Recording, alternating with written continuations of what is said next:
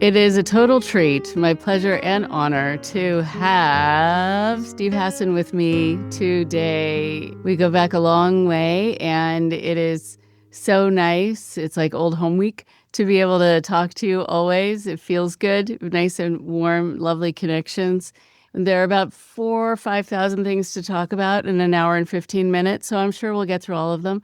I would love to have you introduce yourself, even though you really don't need to, but just in case, go for it, and then we'll start talking. Yeah, my pleasure. And Rachel, you and I go back decades, and you're one of my favorite people and cult experts. I met your dad, who set up the cult clinic and the task force in LA, and you went on to become a professional counselor and do the cult clinics. And so we go way back. So very briefly, if it's possible, any of your listeners don't know who I am Steve Hassan, and I was recruited into the Moonies when I was a college student at age 19 and dropped out of school and was estranged from my family. I'm mentioning that, Rachel, because Oprah Winfrey just did a big podcast on estrangement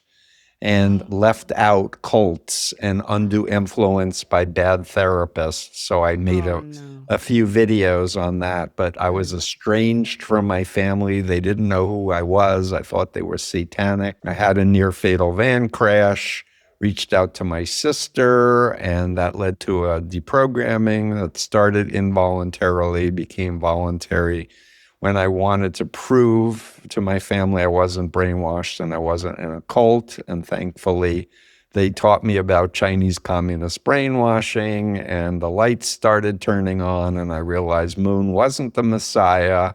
He was not a trustworthy person. He was a liar, something I should have recognized if my mind hadn't been hacked. And then I cried, and I was like, what the fuck? Pardon me if you don't like cursing. Not a problem. That's okay. I've been cursing on my podcast lately. It's just the culture. It's like, what the F? Anyway, and then I reached out to Lifton, who said, you know more than I know, because I studied it secondhand. And Lifton just passed away at age 99. Yeah. And I've done a whole bunch of interviews with him. He was very important in my career, which is going on 50 years, Rachel. May of 2026 will be 50 since my deprogramming. So I have a master's degree in counseling, and I did another master's and a Ph.D. in organizational development and change, because about 10 years ago, I realized the law is about 100 years out of date with understanding undue influence. And I wanted to, with the encouragement of a professor at Harvard, he said, you need to do a quantitative study on your bite model and prove that it has scientific value if you want to influence the law. And I said, I'm too old. I'm 63. And he said, well, I'm 77. Do you want to change the law or don't you? Because if you do a PhD, I'll supervise your research. And then I was like, oh boy, okay, let's see if my neurons are up to it. And I did the program. I got smarter. My brain actually, I'm living proof of neuroplasticity that your memory improves. Anyway, so that's my big task, other than having written The Cult of Trump 6 years ago. And it came out before the last election with a forward by George Conway saying, yep, the GOP is a cult now. And then afterward by myself, the book's still in print, and I read it. And now we're seeing the devastation. The world is realizing, yeah, Trump is really a cult leader and has all of these sycophantic followers in his cabinet. I don't know if you saw this recent cabinet meeting where everyone's saying how wonderful he is, and it reminds you of North Korea, and he's falling asleep during it, and just anyway. So sorry if I went on too long, but no, there's no too long. So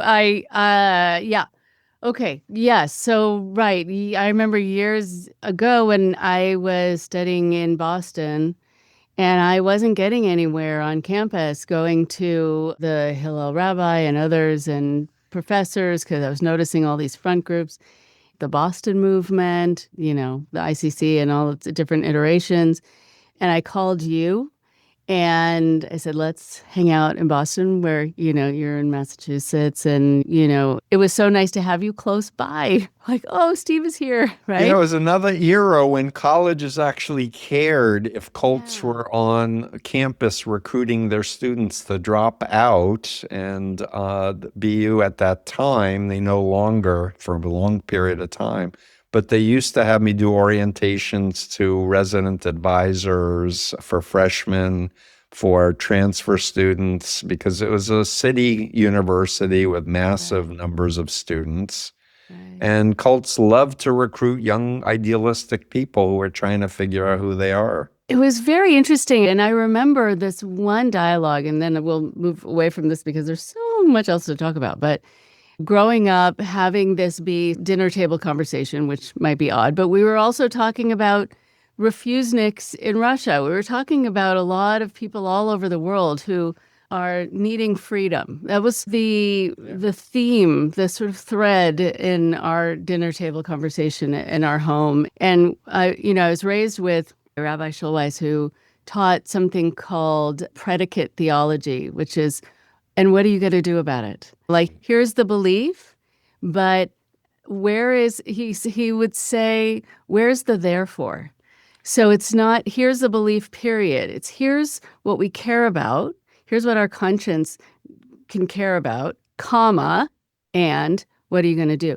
So there was a lot of kind of activism, but responsiveness to noticing what was happening in the world. And it's hard because there's more to do than you can do. And that can be frustrating and it's hard to pick. But I feel like I really benefited from those kinds of conversations to learn to lean in.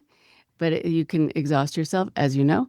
But at the same time... If I could break in and just touched on refuseniks, and I just want to state, because I'm getting a lot of people saying, how come you don't talk about left-wing cults, Steve? You're always talking about MAGA. And I'm like, communism is a cult. China is a mind control cult, and they're the biggest one and they want to take over the world, etc. And the other thing I want to say, being a fellow Jew, is we believe in tikkun olam, that our job is to help repair the world. So when people say, why do you do this for so long? It's like, because I can, because I have a unique body of knowledge and experience that is unmatched by a lot of people who are, in the field. And my brain's still working, and I have a passion for helping people and trying to shed some light on this darkness that is spread over the world. So thanks for letting me break in and add those two pieces. Of course. And I just remember this very weird moment on the campus, and then we'll move more towards the present time, where I noticed buses picking students up from the big dormitory at Boston University. I walked up to people and I said, where are y'all going? Oh, we're going to a retreat. And I said, but where are you going? We're going to the mountains. Okay, still. But where are you? And who are you going with? It's a church. What church? It's a church on campus. There was no information. Right. And there was no, and we're going, this is before cell phones too. So they're going to go up to the mountains. What mountains? And how are you going to get back? And who are these people? Right. And are you going to come back? And there weren't questions. Right. That they were asking because it wasn't important. You were just supposed to be a part of this sort of excitement, and they're already singing on the bus and getting people riled up. And I thought the lack of detail here that is all about safety was kind of shocking, that people were just filing onto this bus. It felt like a lemming sort of progression. And I thought, ooh, no. And it was chilling when you come from that perspective of cults.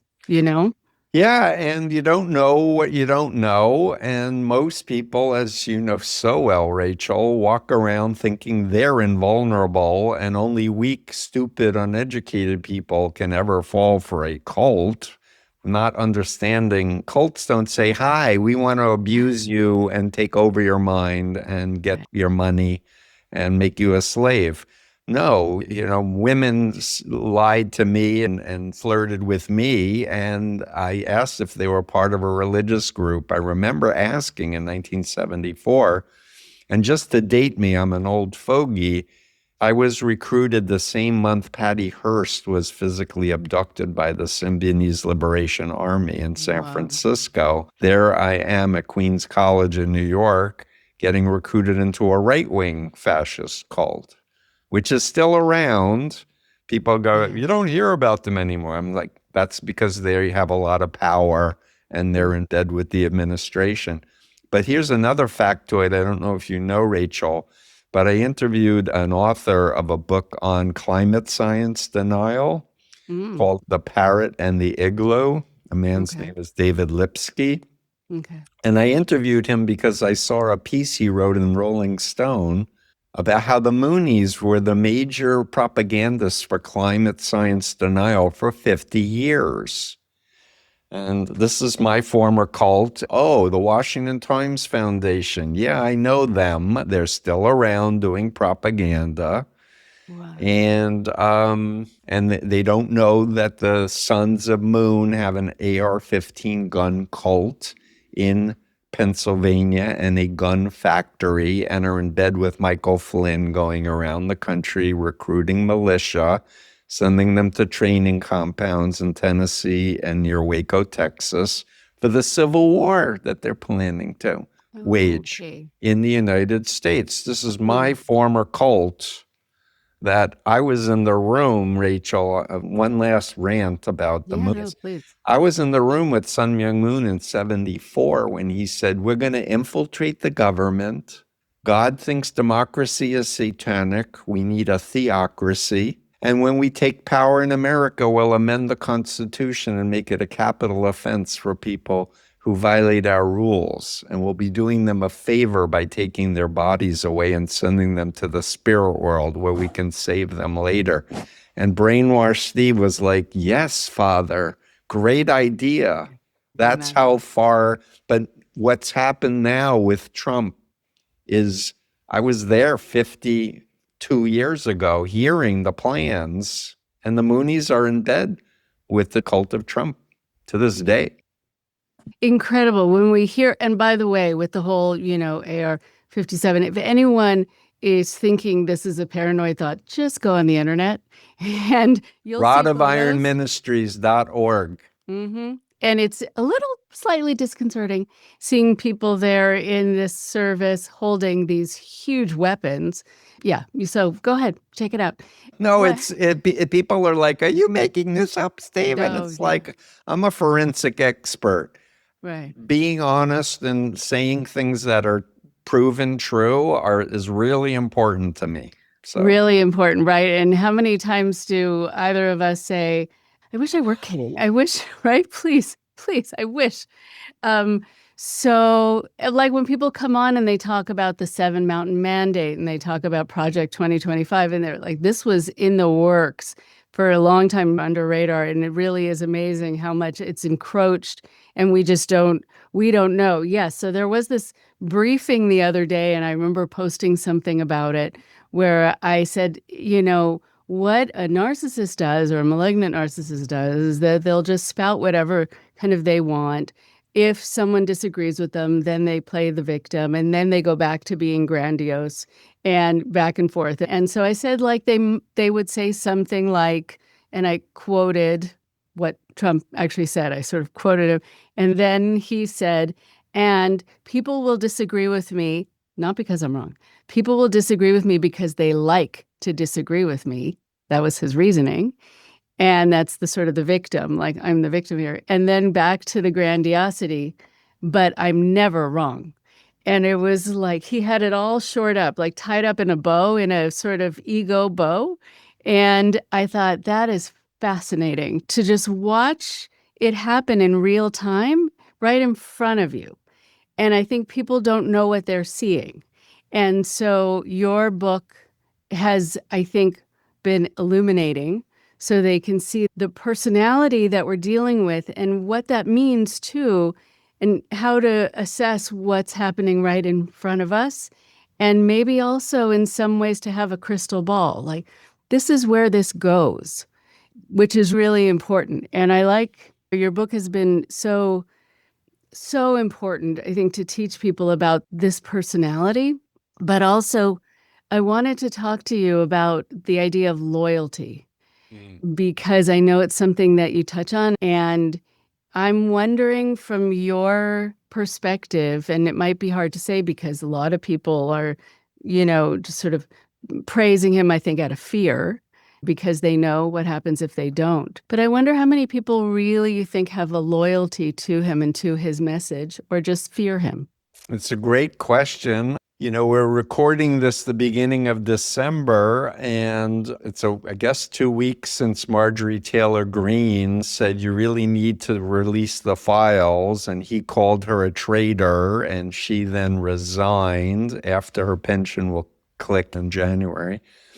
And then because there was such a blowback, because so many people got into QAnon because they believed the lies about the trafficking ring run by the Democrats, with Hillary Clinton and children in the basement of Comet Pizza and all that. Right. So many people got into the cult of Trump believing that he was going to drain the swamp and expose all the Democratic traffickers. And there she is going, we should listen to the trafficking victims, and this is what you promised. And then, of course, he said, yeah, we're going to release the files. And he told all the GOP to do it. What I say now, Rachel, is anyone who is still saying that Trump won the 2020 election and it was stolen is in the cult of Trump. And the question of whether they actually believe that or they're just saying it, whether they're paid off or whether they're being blackmailed or because they're afraid that people will turn on them and dox them and threaten them, I don't know. But I can tell you the temperature has really changed in the country. And I'm more optimistic in the last 2 weeks than I have been for a long time. Despite the murders in the Caribbean, despite his, calling Senator Mark Kelly a traitor for saying that only the military should only follow lawful orders. Because I don't know, but the thing about us as Americans is we were raised on this belief and this creed that we believe in justice and freedom and, the Statue of Liberty. And our ancestors came over here. Right. And he's trying to turn it into a white Christian nationalist thing. And just the DNA of Americans, especially the people who've served and people currently in the military, if he tells them to fire on peaceful Americans protesting because they're told to, I think there's going to be a rebellion. And my hope is there'll be a rebellion, frankly. This will get me into a lot of trouble with them. But I hope that they do a citizen's arrest and take in all the GOP people who are still backing this coup by Russia. And I just need to say it. I wrote it 6 years ago, top of chapter 7 on the puppet masters. Russia recruited Donald Trump as an asset in 1987. Maybe earlier with Ivana, but for sure when he did his first trip to Moscow, he came back to America and took out a full-page ad in the New York Times saying NATO should be disbanded. What happened that he's doing Soviet Union propaganda? This was before Putin. And I interviewed Yuri Shvets, former KGB official who was the main source for Craig Unger's book, American Compromat. And Yuri said on a 2-parter interview I did, he said, I was much higher up in the KGB than Vladimir was. And it was standard operating procedure to recruit Western businessmen. We would invite them to a country and we would set them up with beautiful Russian women and we would videotape them and find out how to manipulate them. And he went on and on. He talked about a place in New York that was a front for the KGB. etc. This is not rocket science. Like, open your eyes, look at what's happening with Ukraine. Remember back to Helsinki when he said, I trust Vladimir and not the CIA and Homeland Security. Remember that, everybody? So I'm ranting, but it's because I'm excited, because people are starting to go, oh, yeah, I remember Helsinki. That was weird. That was Right. weird, right? And you Right. start realizing he's been doing it in plain sight in many ways.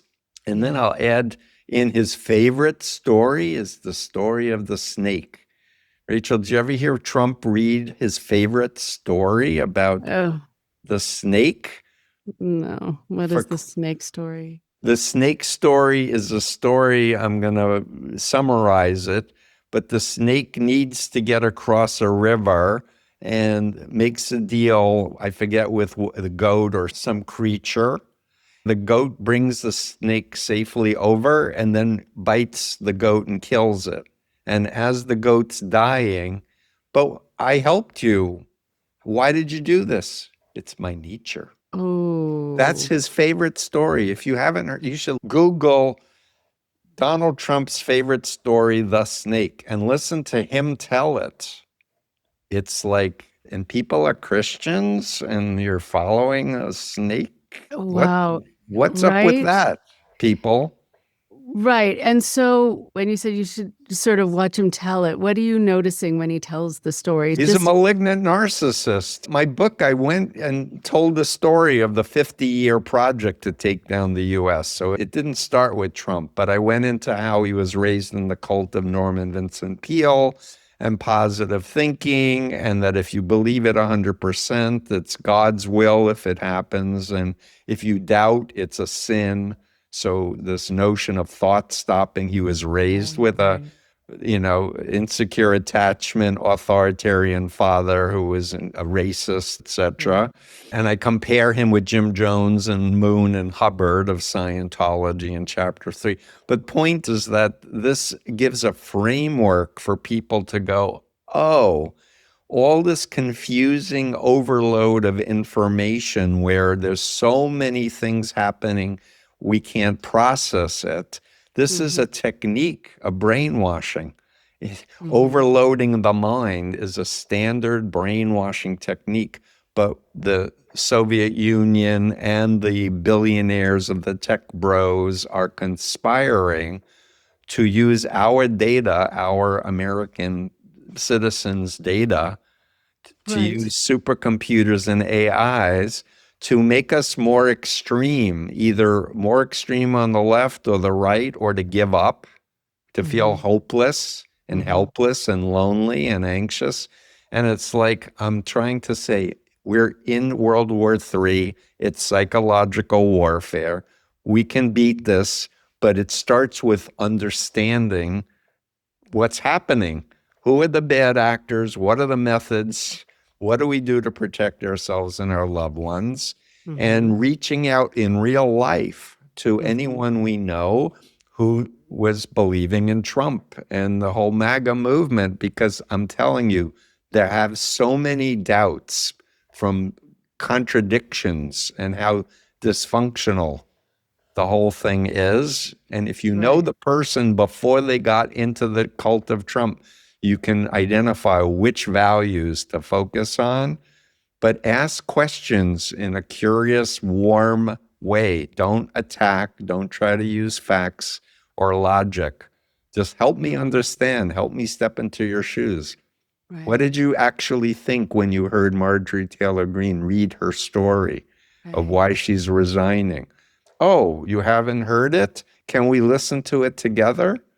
I'm really interested, and you are really interested to see, watch this with them and get their reaction. Yeah. Your style, I mean, it's really, when I've worked with you and just knowing you, the way that you meld compassion and strategy, the strategy is for protection, but the compassion is you're a human being who was drawn to this for a lot of reasons, or you're not seeing what you need to be seeing. And let's look at that. Let's look at why, there have been blinders put on, or you are kind of worried about seeing what is right in front of you and what that's about. I mean, I think it's a really important balance when there's the humanity woven into these interactions. I mean, that's, I think, the only way to do it. And you were mentioning, I mean, his favorite story, the snake story, and I'm thinking we're so different. My favorite children's story is Ferdinand the Bull. So there we go. It was Trump's favorite story, not mine. Right. No, that Just to be clear, it's just... No. When Yeah. you think like, okay, so if someone were to say to Trump, that's your favorite story, really? I mean, do you realize what that says about you? I think he loves the power of it, and he loves associating with other people who are powerful. And I think that's the most important trait. He was trained, Rachel, by his father and Roy Cohn to think of things in terms of predator or prey. You're either eating or being eaten. That's his binary, all or nothing.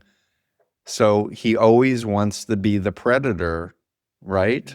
And that's why he identifies with the snake murdering the victim that he conned into helping him get across the river. And that's why he kind of relates or crafts the world around him in this us versus them that you talk about in terms of cults. That's very interesting, right? The black and white, the binary. What is interesting, among a lot of other things, I talked to a woman, Olga Yurkova, who was helping to run something called stopfake.org in Ukraine.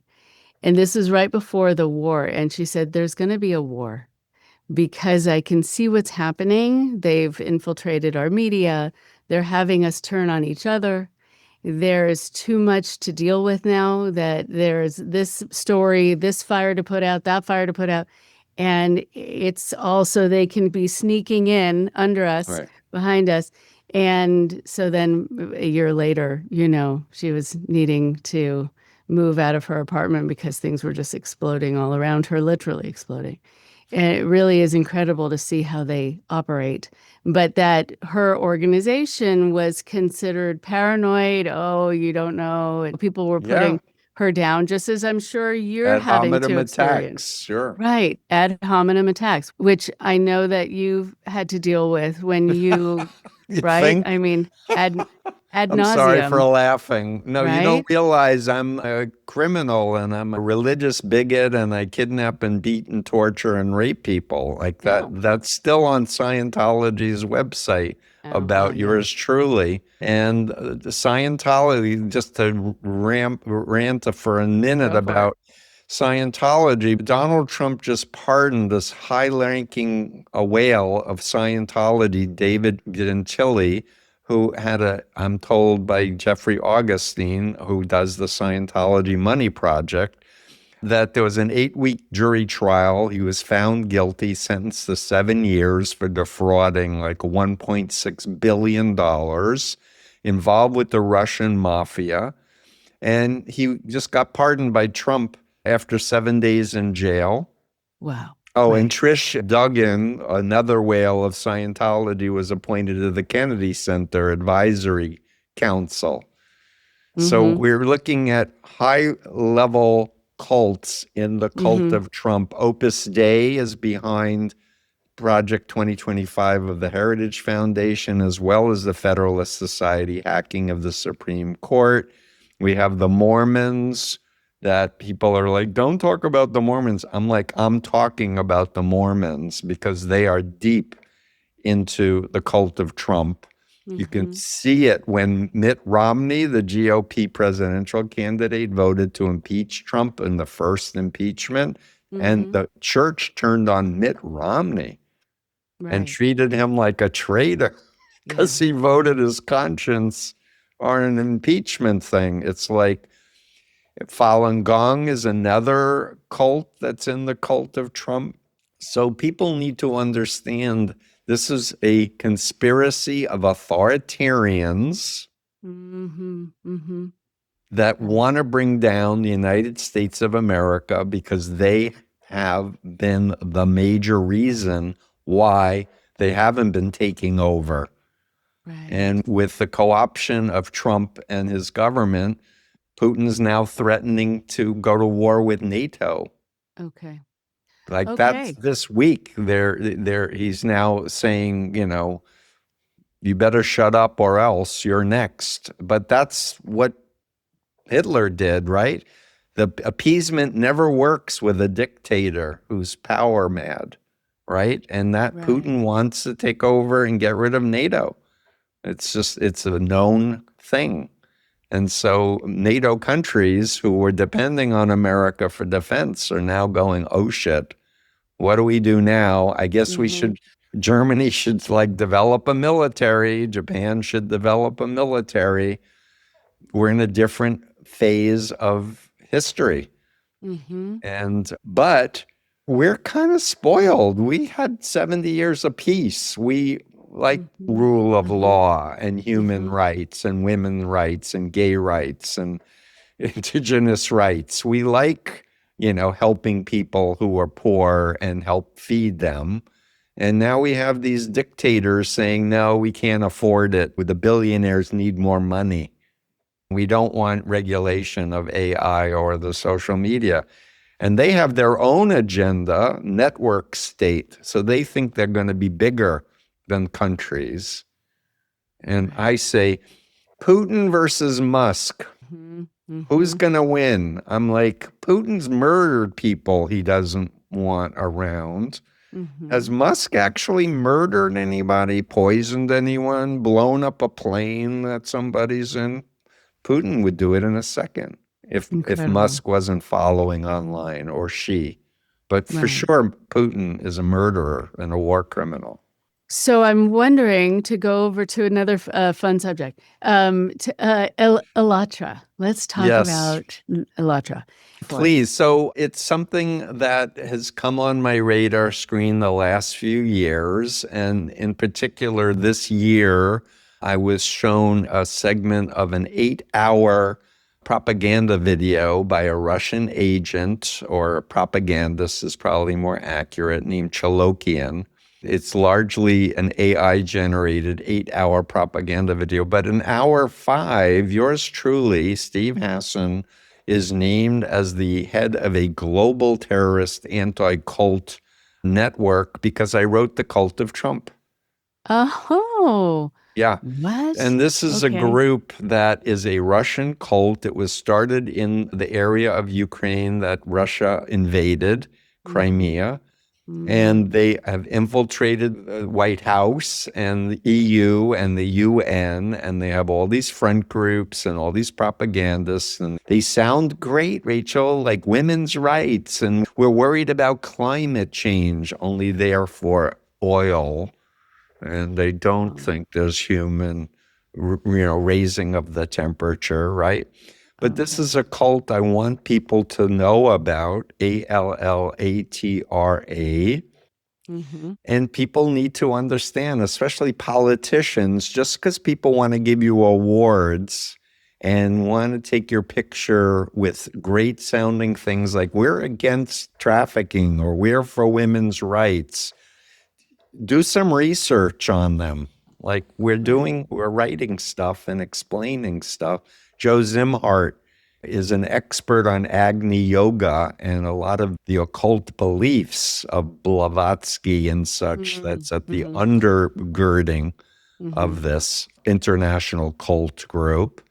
And guess what? The Messiah figure sounds like Vladimir Putin without being named. For Allatra. So you may want to invite Joe Zimhart on to do it. Yeah. Oh, he's a wealth of information. Yeah, he's really bright. But because he was in Agni Yoga and Church Universal and Triumphant, he's uniquely qualified to talk about all of the occultic beliefs, QAnon and this particular Russian cult. So yeah, we had John Atack on talking about the connections, right? Yeah, we just published my interview with John about his new book about Nazi occultism and Scientology. He's a walking encyclopedia. Oh, yeah. Yeah, He's he's amazing. always working on sort of 3 or 4 other books while we're talking about this. He's a I don't know. genius. He Yeah. just is. I count him as one of my closest friends and my confidant. When I feel down, he's always encouraging. And I do the same for him. It's good to have people in your life like that. You know, we feel like there's a small group of us, Rachel, where we're like, come on, you know, we're David and there's this Goliath and we got a slingshot and we got some rocks. Maybe we need to think about how to get into position so we can do the shots that are going to matter. And that's why I'm trying to be strategic and do strategic messaging in a way that works. In the end, people are going to get themselves out of mind control cults once they have frames to go, because that's what helped me get out of the Moonies was Chinese communist brainwashing, Lifton's 8 criteria. It's like, wait a minute, we do all 8 of these. Right. But we're God and they're Satan. And it just created the dissonance that got my wheels starting to turn. Right. But then there's a tipping point where people are like, that's it. I'm done. Can't do this anymore. This is too bullshit. Right. I want to go to sleep at night. I want to explain to my children what I'm doing and why. And that's what people need to be doing is targeting family and friends of GOP politicians and media people.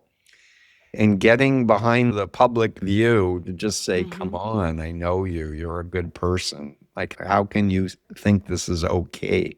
And don't you think in the end, history is going to judge you very harshly? Right. Like, don't you care? Right.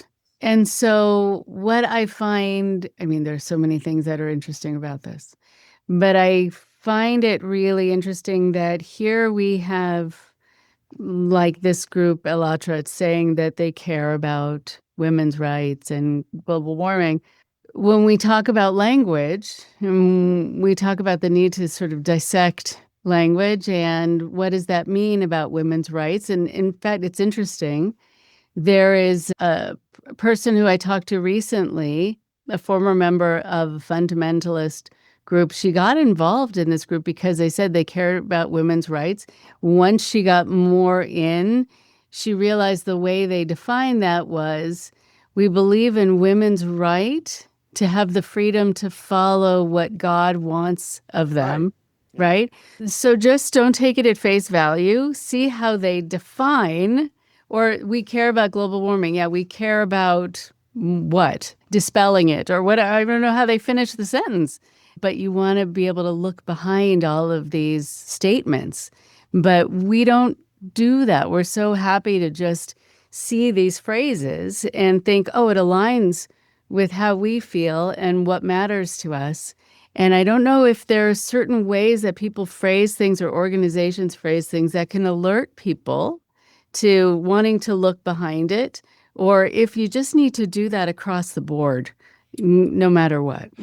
Well, we're living in an age with AI that's generating such believable videos and audios of people saying and doing things that they've never said or done, that I do believe we're in a moment where we should assume a default position of I don't believe it until it's verified. That said, I want to speak about for a moment, 4th generation psychological warfare, which I've interviewed the world's authority on that, James Scaramucci III, a few times. I quoted him in The Cult of Trump.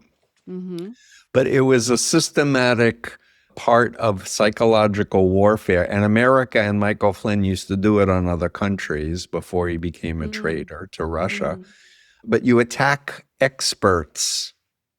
You attack science, and then you attack institutions. And, you know, mental health experts like Bandy X. Lee, who edited The Dangerous Case of Donald Trump, a New York Times bestselling book, with the first book had 27 top people, including Robert Lifton and Philip Zimbardo, saying Trump's dangerous. They got censored by the APA, by Big Pharma, saying it's the Goldwater rule. You can't diagnose a public figure. And she's like, I'm not diagnosing him. I'm an expert in dangerousness.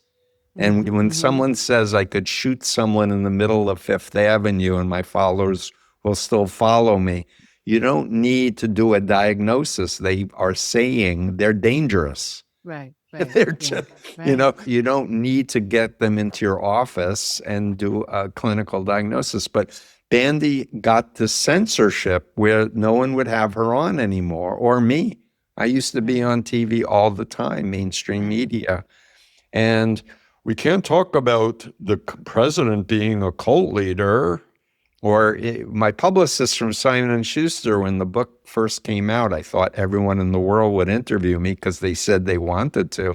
Then it came out, and the publicist said, well, a friend of mine said if Steve Hassan wants to say the Attorney General of the United States, then William Barr, is a member of a cult and get on TV, he's got another thing coming. Ooh. And I wrote that he was on the board of directors of Opus Dei in Washington, D.C. He protected one of the worst double agents for Russia of the FBI, Hansen, who did so much damage to American intelligence. And he said, oh, it had nothing to do with Opus Dei. Bullshit, right? So people need to understand these cults have infiltrated corporate media and they have agendas, and they're not going to promote things that are against their cult. Right. They just, I got one more story on this one, please. you want to hear. Yes, I do. So I'm being interviewed for a documentary on Waco. I'm in the green room waiting to be interviewed, and I meet a former FBI top negotiator that was talking to David Koresh. So we got to talking, and I said, I asked my congressman, I said, they're doing it all wrong during the standoff. Let me advise you. I have the sister of the second in command calling me every day, wanting I can talk my brother into coming out. And the FBI said, we've got this covered. We're all set. So anyway, I'm talking with him. He later reads my books, and he's like, you got to come to Quantico and teach your stuff to the FBI. And I'm like, okay, invite me. And then 3 months later, he said, I tried, Steve, but they don't want outsiders. Outsiders. I said, tell me more. Who did you ask? Oh, my former senior person, my buddy, who's a Mormon. And I went, oh, that explains it. And I recently, another connected tangent, I did 2 podcasts with a high-ranking 7th generation current Mormon and a defector who is training bishops, Jim Bennett and Ian Wilkes. And I asked them, I said, if you're in the FBI or you're in Homeland Security and you're a devout Mormon and you've sworn an allegiance to the Constitution, but you're also a devout Mormon, where would your allegiance lie if something came up like a cult expert who's going to be able to explain that the Mormons is a cult? He said, oh, the prophet, of course. They both said that. Oh, okay. And guess what religion is overrepresented in Homeland Security and FBI and CIA? Oh, really? The Oh, Mormons. that's interesting. The Mormons. Why? They don't drink. They don't smoke. They're sent to foreign lands, learning another language, and they're trained to be obedient to authority. Ideal for the agencies. But are they loyal to the Constitution, or are they loyal to the prophet and the LDS Church? And I know this is very controversial because people know Mormons and they're so nice. And I say they're nice. I like a lot of Mormons. I like them. Yeah. Oh, I know a lot. I just want the group to change and not be an authoritarian mind control cult. Right. Yeah. And I think to expand people's way of listening, even to this interview, people are going to hear what you're not saying. And they're going to hear that you're saying something about every Mormon. And, right? I mean, people sort of globalize, generalize messages. And so I'm glad you said it shouldn't be necessary, but I'm glad you said, I know Mormons who are really nice. So do I. And who are really lovely people and ethical people. And we're talking about the organization, and we're talking about how people are made to, I think, yeah. The Okay. pyramid structure. Right. Most Yeah. people are at the bottom or Yeah. members. Yeah. They're normal. They have their own Yeah. lives. They live separately, blah, blah, blah. I'm Mm-hmm. talking about like study the 2-year mission commitment and how people have to be with another person 24/7 and how they can't, talk to their family or it's very regulated. I know they're changing it because so many people are leaving Mormonism and are on social media messaging. The big cults, including Jehovah's Witnesses, which is a mind control cult too, they really had a problem when the internet came around and true believers started scanning all their original documents and putting them online and pointing out what you're teaching now isn't what's true of what actually was being taught. And true believers don't like to be lied to. They have really a hard time trusting authority when they realize the authority figure is a liar. Right. That's what got me out of the Moonies and this was the final straw that broke the programming was my ex-Moonies handed me one of Moon's speeches to congressmen and senators, and it was published in a Mooney publication that I recognize. And they just handed me the document and said, just read this and tell us what you think, Steve. And Moon was saying to congressmen and senators, I'm so surprised that there's a controversy. People could actually believe that I, Reverend Moon, a Korean, could ever brainwash American people. Because I respect American people, and I am so surprised at these accusations. And I'm reading this, Rachel, after nearly dying in a van crash in the hospital for 2 weeks and 5 days. I'm reading this, and for the first time in 2.5 years, I think, what a liar. What a liar. Because I was with him as he was berating Americans and saying how pathetic we are and how dirty our minds were and how we needed to be brainwashed because our minds were so dirty. And we were the archangel nation that had to be enslaved by the divine Adam. But once I said, what a liar, all of these buried memories started coming up of times where he told us leaders to lie to the members, much less the outside world. Right. And I was like, well, if he's a liar, then he's not a man of God, because the divine principle teaches that God is a God of truth. Right. And then I was like, then he can't be the Messiah. He's not trustworthy.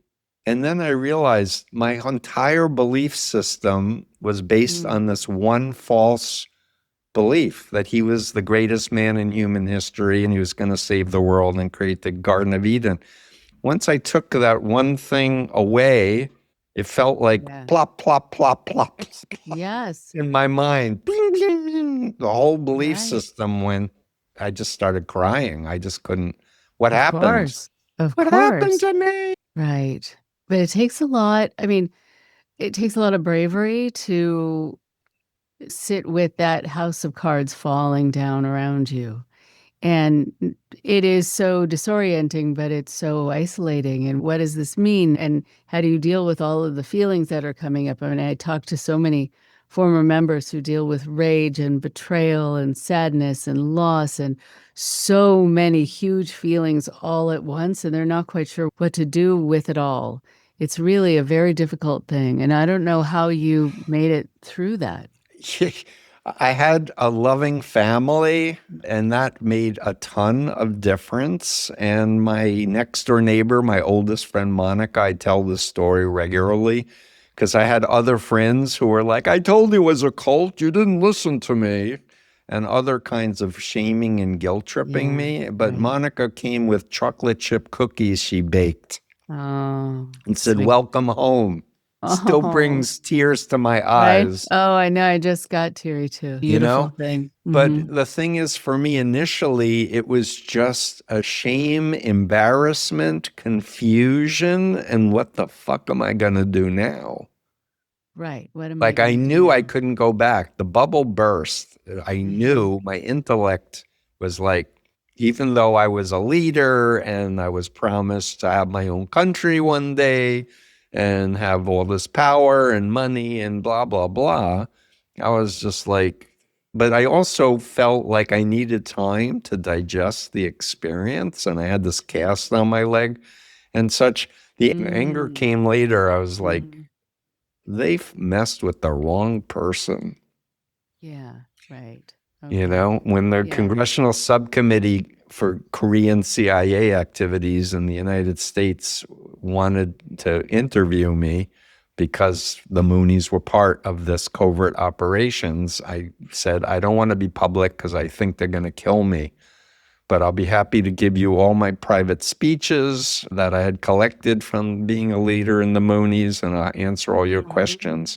But it wasn't until after Jonestown that another layer peeled back for me, because I naively thought when the congressional investigation ended, they would end the Moonies.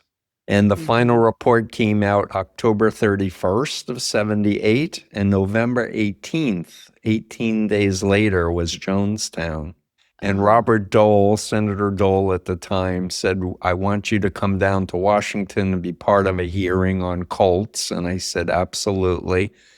Went down with the People's Temple, and we get there, and the Moonies and Scientology are picketing Robert Dole, saying repealed First Amendment, elect him president, etc. And I was taken off the agenda, and I'm like, what's going on here? And frankly, the government has never been honest with the American public that brainwashing exists. There's never been an official saying, yup, we know how to hack the brain, the mind, and radicalize people. They've never been honest. Incredible. And Incredible. I just recently dug up an old subcommittee after Jonestown happened, and there's a section on the brainwashing tactics of Jim Jones. Really? 79. Incredible. In black and white in a congressional report. But the public is still walking around confused, believing that it's not a thing. And people like me, people like you are like, it's a thing. Oh. We can testify. Oh, Bright, talented people from good families that can have their minds hacked, and they can have their memories altered, and they can be hypnotized without realizing it, and they can be indoctrinated. It's a real thing. I want to move to, I know we're almost done with our time, but I want to move to the people who have been targeted. But I just want to say, if people want to learn about how this happens, there's so many sources out there of information about this. And there's so many people who are quieted from being sources of information. I think about how many times you were invited and then disinvited, how many times a door was open and then shut right before you could enter and give testimony, or how much information, basically, it's an interesting thing, how much information we're not getting. It is really important for people to know that. And if people want to see how this happens, to read your books, to read Robert Cialdini about influence, about persuasion, but also I love his book about persuasion. How people, right? How I recommend that one over the original because he adds the framing piece, and he now has 7 principles of persuasion, not 6. Interesting. Yeah. Right. How we're conditioned to be open to being persuaded. Fascinating. I love that perspective. So I just want to make sure, just to kind of honor the people right now who are out there afraid, who are being targeted, because I want to take the time for us to do that as part of Tikkun Olam, to show our support for the people where ICE agents are keeping them scared and at home or being deported. I think about how many parks here in LA were usually going to be full during July 4th, filled with picnics. People who were celebrating, they were empty. People were too afraid to come out. And now with what's happening with the Somalis. So let's talk a little bit about that, and any other group that's targeted that we want to honor, really, in these times that we're talking to each other now. Yeah, and I interviewed one other person I think you should interview. Her name is Evelyn Perez Verdia, I believe, and she is a Hispanic political consultant who said the Democrats failed miserably during this 2024 election, and so many Hispanics got hacked by the MAGA cult to vote for Trump, thinking that he was going to improve life and only go after criminals. And now they're waking up and realizing, and a lot of these people, by the way, are in these mega churches of New Apostolic Reformation cults. I didn't mention them as the biggest base of the cult of Trump, but you know them as shepherding discipleship like structures with someone at the top who claims to be an apostle or a prophet who speaks to God. And God told them that Trump won the 2020 election, but they do the behavior, information, thought, and emotional control. Anyway, the point is that Hispanics are now, because the Democrats failed to understand, if you say I'm progressive, they hear it, if they've escaped a left-wing dictatorship, as a dictatorship or a raised fist. They equate it with dictatorship, that the messaging should have been, we're for democracy.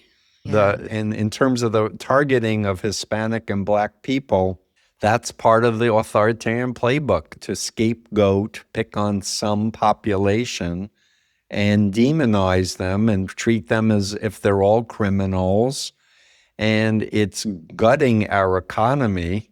There's so many good people who are here legally, and there are some undocumented people who are on a path to citizenship, many who pay taxes. And he's terrorizing them. And that's why all Americans need to speak out against this policy of this cult of Trump terrorizing people and threatening people. And this latest comment about Somalis is disgusting. People who oppose the cult of Trump need to get smart about not amplifying propaganda, but messaging the message that they want to say. And when Trump got elected the first time, and the elections were hacked with the help of Facebook, we know this from a whistleblower, Sarah Wynne Williams, that Brad Pascal used data from Cambridge Analytica, and they were targeting millions of Americans to vote for Trump. And that's why the Russians and Trump so surprised they won, because it was hacked. In any case, I went off on a tangent, forgive me.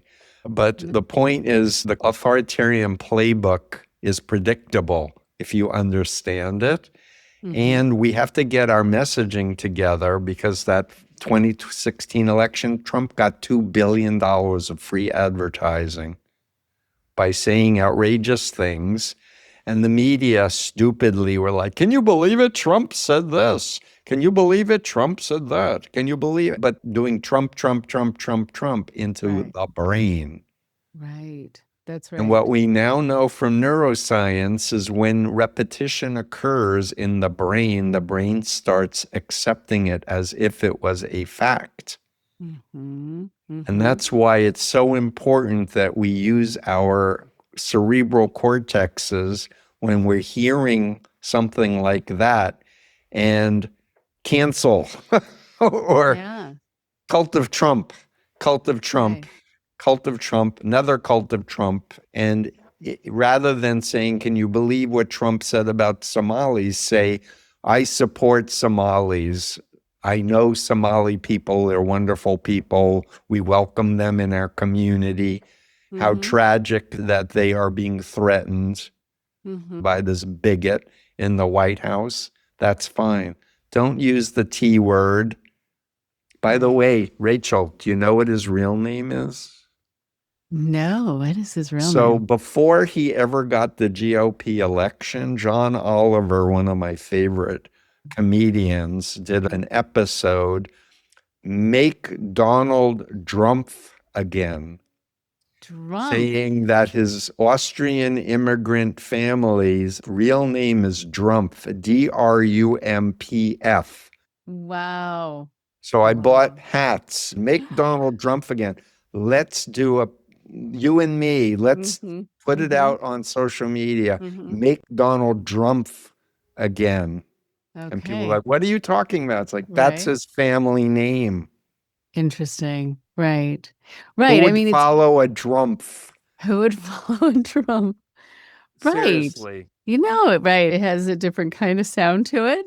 You Um, think? right. But it really is about getting to his core. Who is he really?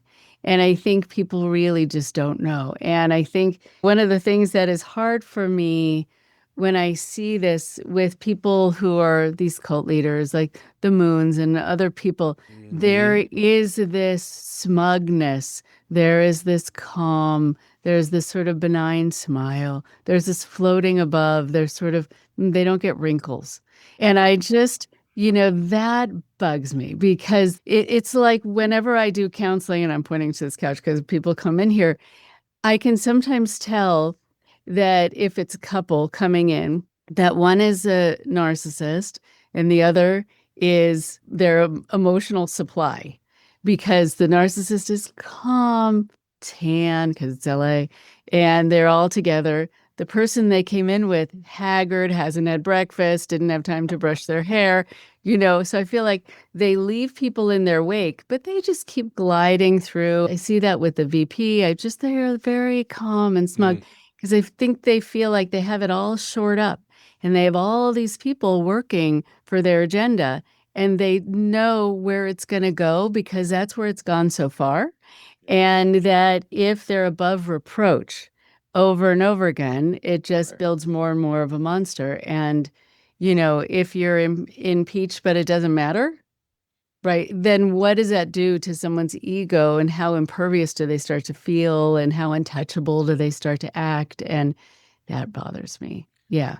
Well, and Trump literally was raised in a cult that taught him thought stopping. Mm-hmm. So, Mm-hmm. you don't allow negative thoughts about yourself in your head.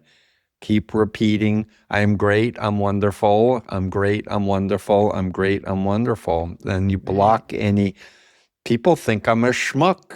People think I'm an asshole, Right. which is what really people are thinking. Or to quote Mm-hmm. Robert Bolton, one of his advisors, the guy's a moron. The But guy's the it's, most uneducated person I've ever yeah. met. He never reads books. He has no interest in learning and thinks he Right. And knows more than everyone he else. knows more. And going back to the quotes from his briefing, just spouting facts and figures. And that Right. if people want to correct me, it's because they like to correct me. I'm Hmm. wondering when we finish off these episodes, what is helpful for the listeners often is the therefore. And now what can be done? What is going to be important for people to be able to do? I mean, I want people to feel hopeful or empowered, directed, and not just sitting. This is not to dump and have people wring their hands. Right. So what are the next steps? What do you think Yeah, would be good? great. Thank you so much. And it's always a pleasure to connect with you. It brings out really happy neurons in my brain and in my heart. And I just Um, want to do a shout out because you were saying when I first got out how hard it was. It was really frickin' hard. And Bill and Lorna Goldberg, yeah. who were there for me. Lorna's brother was in the Moonies, and they were just like so kind and caring and encouraging me. So I want to do a shout out for that. Listen, the human spirit is strong Mm, and resilient, mm-hmm. but we're embodied minds, which means that we have to remember that we're not androids. Our brains are not evolved to be online 12 hours a day. We Mm-hmm. need to have human connection. We should hug people in real life and look people in the eyes and not just Mm-hmm. on pixels, even though I'm grateful with the distance between us Sure. that we can connect today. Mm-hmm. But I really believe in a gratefulness practice. And people Mm-hmm. ask me, how could you do what you've been doing for so long? It's like, because I could have died in that van crash and I didn't. So Ah, every day I'm grateful for another day.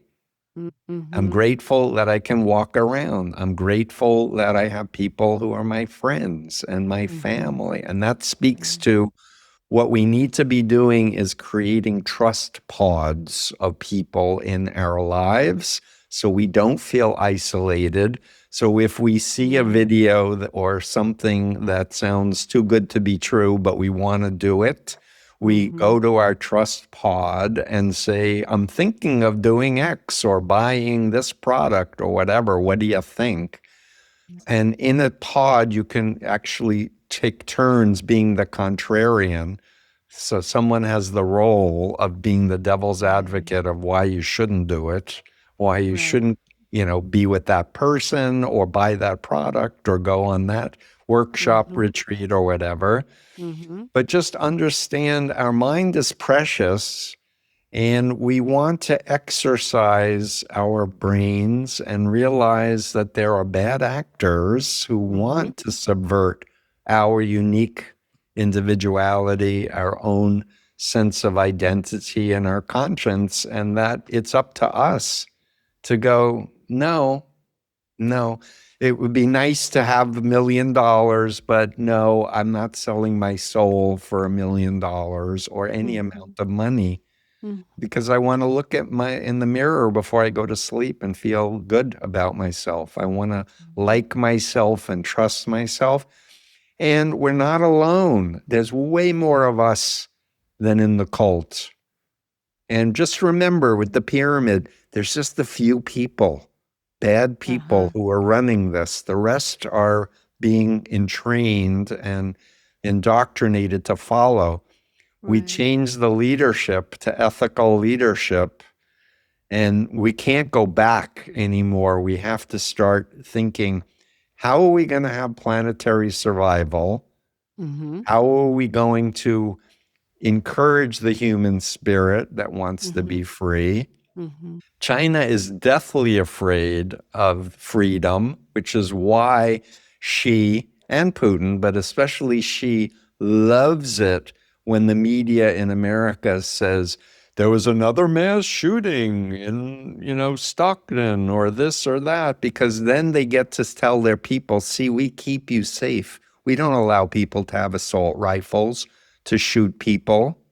Oh, See what wow. happens in America? Because they want to program people not to come to America or to think that being free is a good idea. Mm-hmm. And what we need to say is that's abuse of freedom. That's not real freedom. That's a lack of regulations based on the Right. common good. And Right. there's no such thing as free speech. There's speech with responsibility. It's Mm-hmm. always been illegal to scream fire in a crowded theater if there isn't a fire. It's called a Mm-hmm. lie. Right. And I have my influence continuum to plug people. Go to Freedom of Mind. You can Yep. download it for free. It's now in Spanish and French in addition to English. Study it Oh, and very share it. good.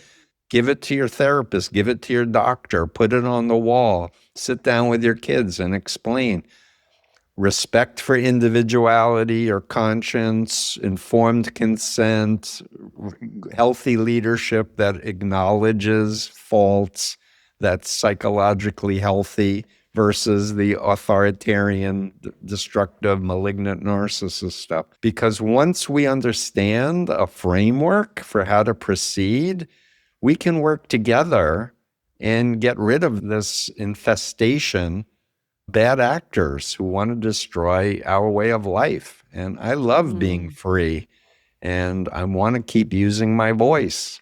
And I right. appreciate your work, Rachel, for having former members on, by covering these topics, by Yeah. having the courage to have me on to talk about the cult of Trump and Russia, etc. Because Right. there's a lot of other podcasters that are like, nope, we can't go there. And Wow. It's that's interesting. self. Right. Which I don't want to buy into. And it shouldn't take courage to tell the truth. And if it does take courage, and if you're putting yourself at risk by telling the truth, it says something about the system that I don't want to kowtow to. I don't want to have to buy into. You are a wonderful mix of bravery and compassion. And research, intellect, but really diving in and making yourself available, people to really learn from. I really, and for decades, have respected you and your work, and it's just really always fun to see you. Thank you so much, Rachel. Yeah. Are you on Substack? Because I've been doing a lot of writing and stuff on Substack now. No, I need to do That's that. where a lot of the media people who are resigning or being fired are going to Okay. have followings. I'm Steven Hassan on Substack doing my podcast, Cults, Culture, and Coercion. We rebranded it from the Influence Continuum. Mm-hmm. And thanks again. And please come on my podcast and Would love it. Would love it. Yeah, let's get that we'll done. do one soon. Okay, Thanks so much. good. Of Take course, care. of course. You too. Bye. Okay, bye.